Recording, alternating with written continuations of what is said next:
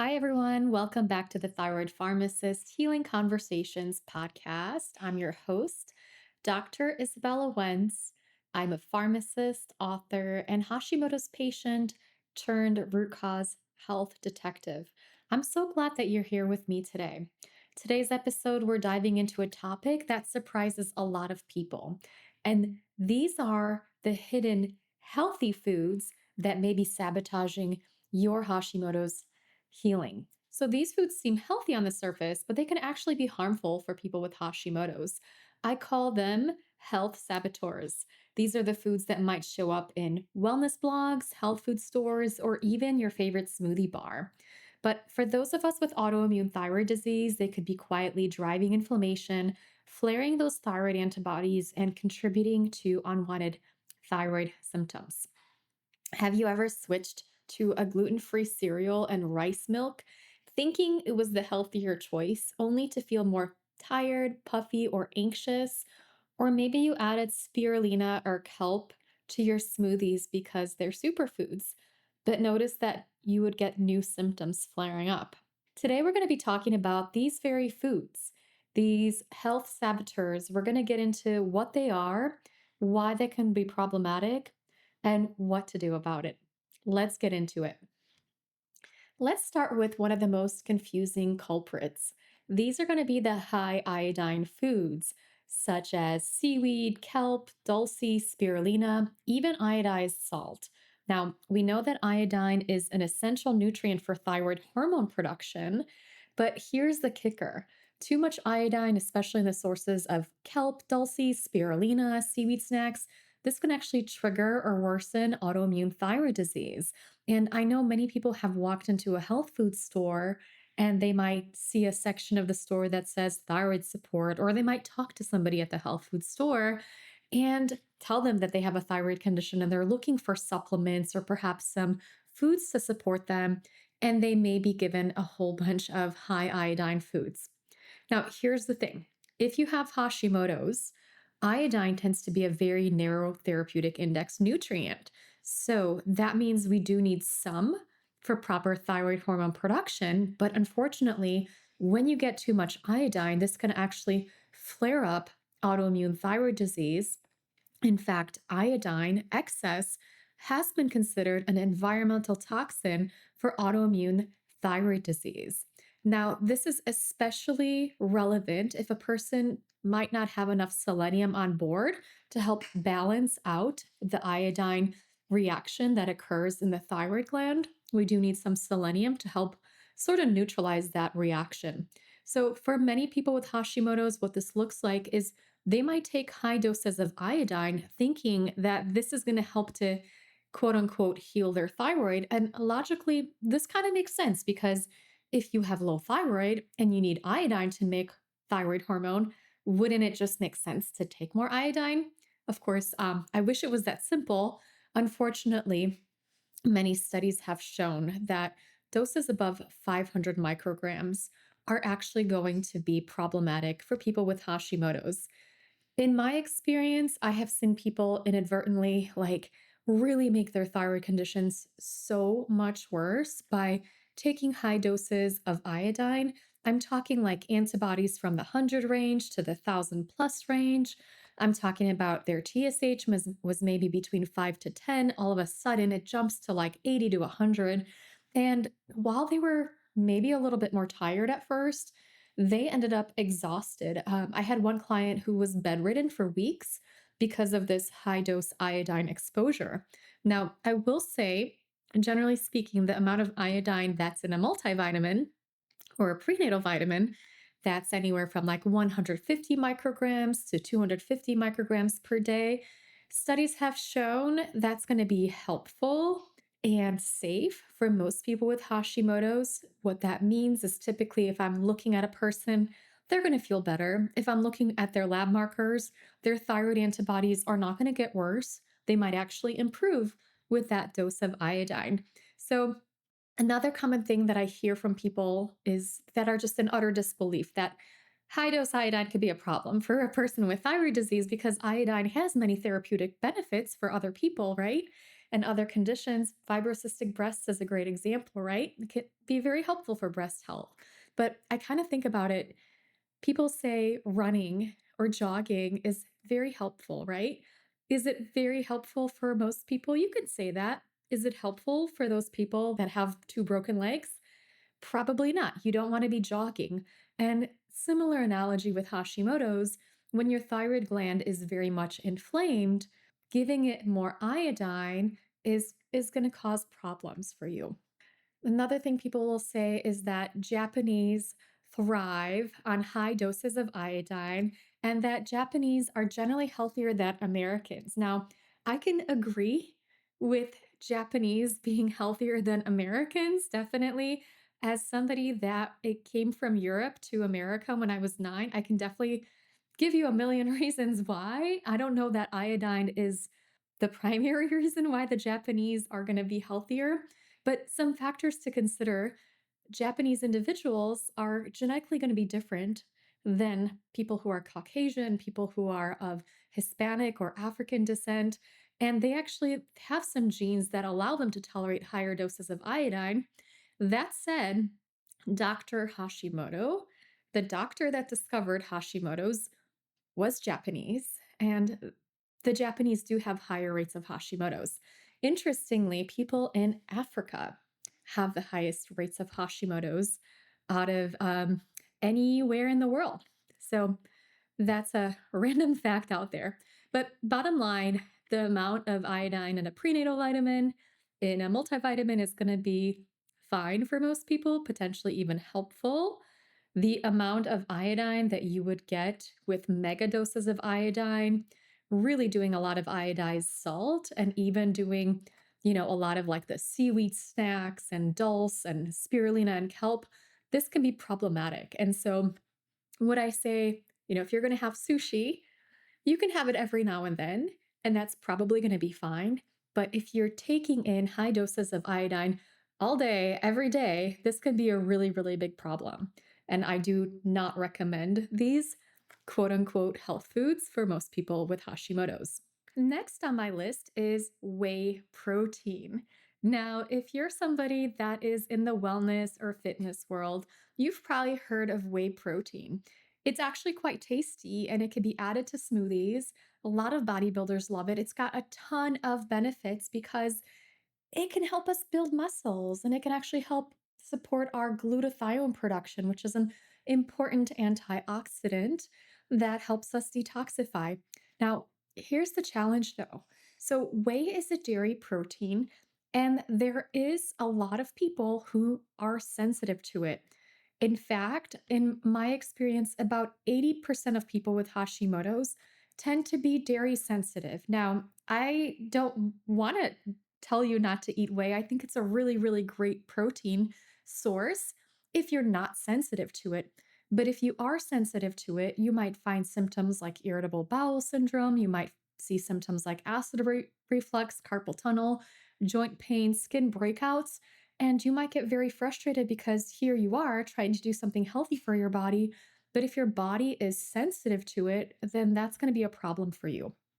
I know for me, this was a really big shocker because I was eating whey protein smoothies with Greek yogurt and really trying to be healthy and fit. And I was constantly bloated. And within a few days of cutting out dairy, including whey protein, the bloating just vanished. And I was like, oh my gosh, I've been doing Pilates for so many years and I never had abs. Where did these abs come from? And so, one of the things that you can do is if you suspect that you're sensitive to a food, is you can go on an elimination diet. And generally, what this means is eliminating this food. Sometimes it's one food, sometimes it's more than one food for like 2 to 3 weeks and seeing how you do with it. If your symptoms vanish, you might see 3 to 5 days. That can happen rather quickly. That's a sign that you were sensitive to that food, especially if you try to reintroduce it and then your symptoms come back up in 2 to 3 days. Another way to figure out if you're sensitive to dairy, and again, I'll say 80% of people with Hashimoto's are. So this is probably where I start with most people with Hashimoto's. I'll say, let's get off of dairy. You can also do a food sensitivity test. Now, there are some healthcare professionals and influencers, even in like the functional medicine community, that will like poo poo on food sensitivity tests. And I agree with them to an extent because there's so many food sensitivity tests on the market, yet not all of them are created equally. So there are some tests where they might be overly sensitive and they might show that you're reactive to everything. Then there are those other tests that are undersensitive and they might show that you're not reactive to the foods that you clearly have a reaction to. Why is that? The food sensitivity testing is considered experimental and it's not standardized. Some companies might be using raw foods.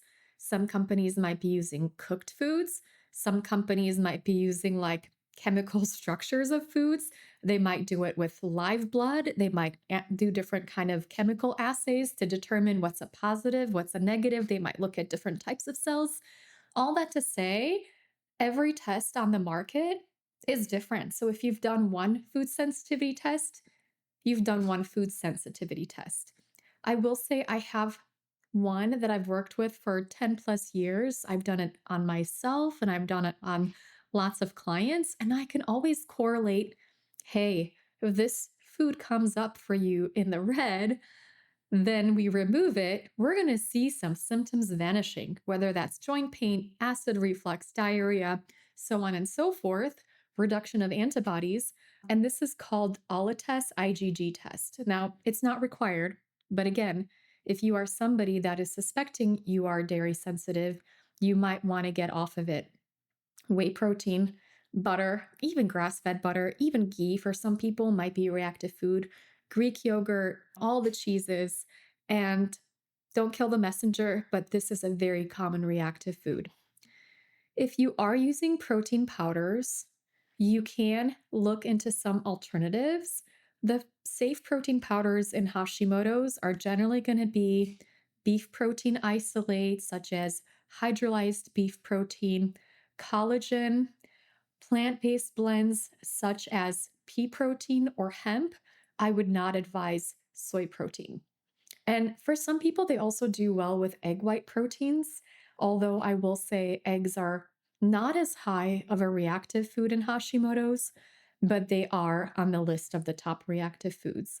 The next reactive food in Hashimoto's is going to be gluten. And so I know I see a lot of people go to the trends of using corn or even sourdough bread or whole wheat with the hope that this will be healthier than processed white bread.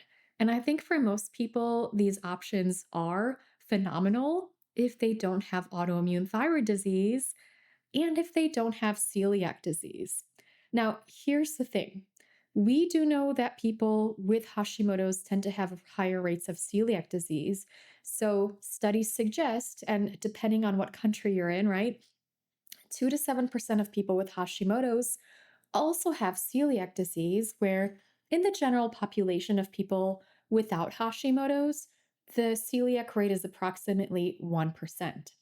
Now, even if you do not have celiac disease, when you consume gluten, then this can cause intestinal permeability, also known as leaky gut, which is one of the three things that's needed for an autoimmune condition like Hashimoto's to develop.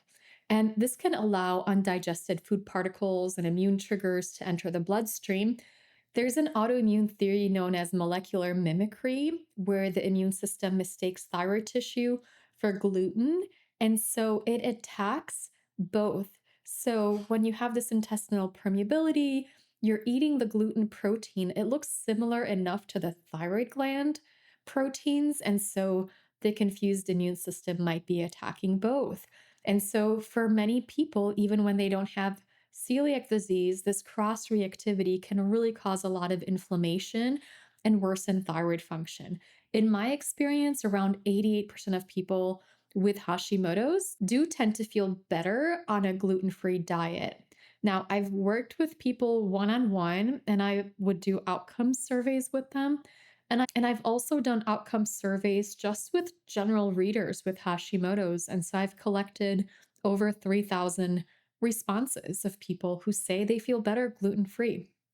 So, unfortunately, whether it's sprouted whole wheat sandwich or sourdough or corn, this can be problematic for people with Hashimoto's.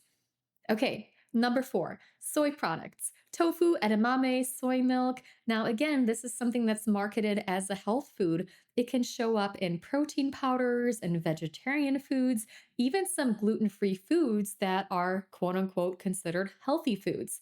Now, people that are proponents of the plant based diet might say, don't eat meat, eat soy products instead. Now, unfortunately, soy products can interfere with thyroid hormones absorption, and they can also impact thyroid antibody production. In my experience with clients, a little bit under 80% of them are going to be sensitive to soy protein. And typically, how that shows up for people is they might feel more anxious and they might have elevated thyroid antibodies. Now, fermented soy like miso and tempeh is generally going to be less problematic and healthier. And I think for most people, they are. But if you're already super soy sensitive, these foods might also cross react. And even tiny amounts can lead to bloating, brain fog, and fatigue. And so, if you're currently eating a high soy diet, I would encourage you to reconsider if you have Hashimoto's. Last but not least is gluten free junk food, GFJF. This is a common misconception when people find out that gluten can be problematic for Hashimoto's. They might go out to the health food store and say, let's get some gluten free foods, right? Because makes sense. And people at the health food store might say, you have Hashimoto's? I think that the message is spreading out there. Let's get you some gluten free products. And they might get them gluten free pizza, gluten free cookies, gluten free bagels, right? Crackers, cookies, cereals. And, this is a rookie mistake. I've done it before, but if you're replacing your gluten junk food with gluten free junk food, you can actually make some things worse. So the gluten sensitivity reactions might improve, but because the gluten free junk food is oftentimes loaded with sugar and perhaps has a little bit less protein because of the gluten not being in there, these foods are notorious for causing blood sugar swings. And blood sugar is also an issue for people with Hashimoto's. When we have blood sugar swings, whether that's high blood sugar or low blood sugar, this can really drive up those thyroid antibodies and anxiety and fatigue and hair loss and weight gain. And again, this is such a common mistake. I know I personally made it where I was like, okay, I'm going gluten free. Here's my crackers, here's my cookies. And really, we want to reconsider the overall standard American diet, the standard Western diet. And rather than focus on those processed, refined foods that spike up our blood sugar, that cause us blood sugar crashes, that promote inflammation, and that fuel those gut imbalances, let's focus on naturally gluten free foods, right? So the foods without the gluten free label. And these are going to be things like root veggies, right? Healthy vegetables, healthy fruit, quinoa, buckwheat, not processed, that are going to be some helpful options for you. So I hope this list was helpful for you. A lot of times people with Hashimoto's, they really do try to find healthier alternatives and find healthier foods. I've had a lot of clients who said that they were the healthiest sick people that they know because they would go to health food stores and they would stock up on all of these foods, not knowing that the quote unquote superfoods were potentially driving up their inflammation when they had thyroid illness. Again, I love focusing on a real food diet. So, plenty of good fats like avocado, plenty of high quality proteins. Think of wild caught salmon or grass fed beef, lots of organic vegetables and fruit. Generally speaking, this should be the basis of your diet. And then you can add in some additional snacks here and there. Instead of seaweed chips, you could try kale chips or roasted broccoli with sea salt. Instead of whey protein, you can add hydrolyzed beef protein or hemp protein or organic pea protein. Instead of soy milk, you can consider coconut milk or almond milk. Instead of gluten-free cereal, you can consider chia pudding, maybe some overnight gluten-free oats, or a protein smoothie. Instead of whole wheat toast, you can try things like cassava tortillas, almond flour bread, gluten-free oat bread, or maybe sweet potatoes as your carb choice. Now, I hope that this has been helpful. Remember that there's no such thing as a perfect diet, and just because a food really works well for somebody else, and because it's categorized as a superfood or a healthy food, doesn't mean that it's going to work for you. You are your unique, very own person. And if you have Hashimoto's, you're going to have a higher incidence of certain food sensitivities and certain food reactions. That's not to say that every single person with Hashimoto's will have the same exact ones. I'm sharing what's working statistically just based on my experience in people with Hashimoto's. I hope this helps to guide you on your healing path. If this episode resonated with you, I would love for you to share it with somebody who's on their healing journey too. Be sure to subscribe on my YouTube channel. You can also subscribe on Apple and Spotify, and this will let you know as soon as I release a new episode. Thank you so much for joining Thyroid Pharmacist Healing Conversations. I'm Dr. Izabella Wentz, and I hope this has been healing on your journey.